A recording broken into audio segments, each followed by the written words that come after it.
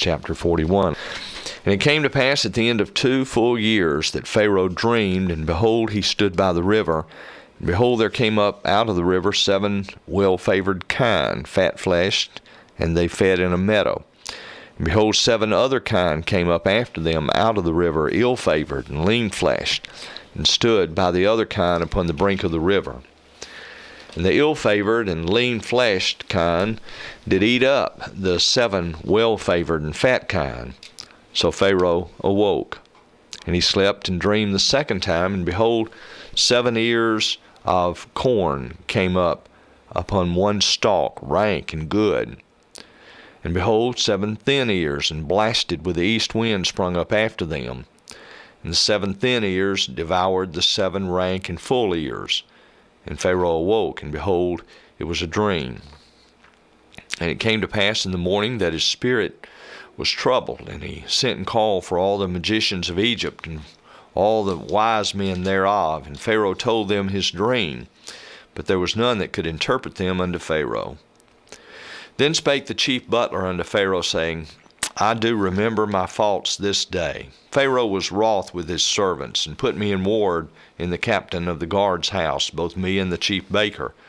And we dreamed a dream in one night, I and he. We dreamed each man according to the interpretation of his dream. And there was with us a young man, an Hebrew, servant to the captain of the guard. And we told him, and he interpreted to us our dreams. To each man according to his dream he did interpret. And it came to pass, as he interpreted to us, so it was. Me he restored unto mine office, and him he hanged.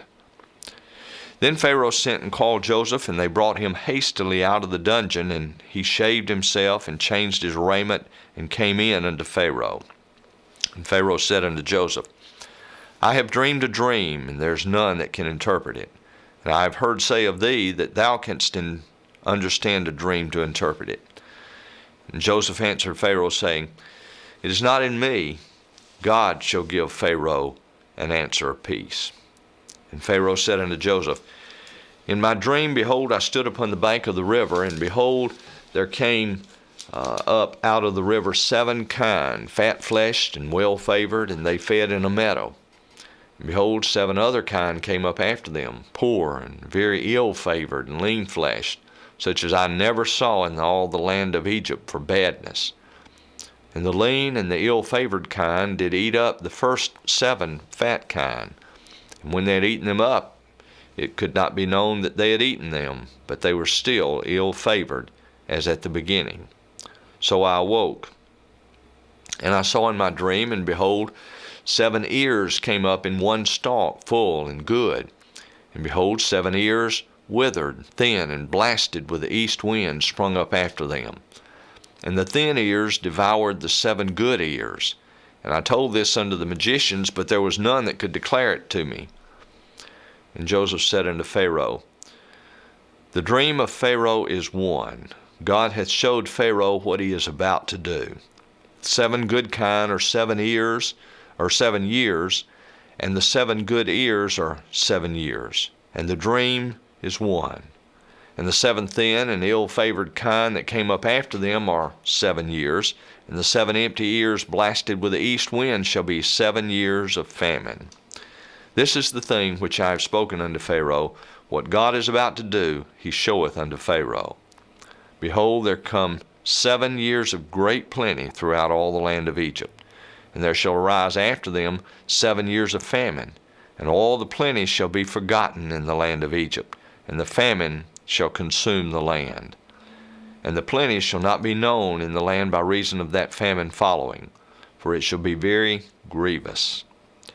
And for that the dream was doubled unto Pharaoh twice, it is because the thing is established by God, and God will shortly bring it to pass. Now therefore, let Pharaoh look out a man discreet and wise, and set him over the land of Egypt. Let Pharaoh do this, and let him appoint officers over the land, and take up the 5th part of the land of Egypt in the 7 plenteous years. And let them gather all the food of those good years that come, and lay up corn under the hand of Pharaoh, and let them keep food in the cities. And that food shall be for store to the land against the 7 years of famine, which shall be in the land of Egypt.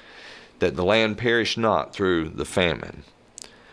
And the thing was good in the eyes of Pharaoh and in the eyes of all his servants. And Pharaoh said unto his servants, Can we find such a one as this is, a man in whom the Spirit of God is? And Pharaoh said unto Joseph, Forasmuch as God hath showed thee all this, there is none so discreet and wise as thou art. Thou shalt be over my house, and according unto thy word shall all my people be ruled. Only in the throne will I be greater than thou. And Pharaoh said unto Joseph, See, I have set thee over all the land of Egypt. And Pharaoh took off his ring from his hand, and put it upon Joseph's hand, and arrayed him in vestures of fine linen, and put a gold chain about his neck.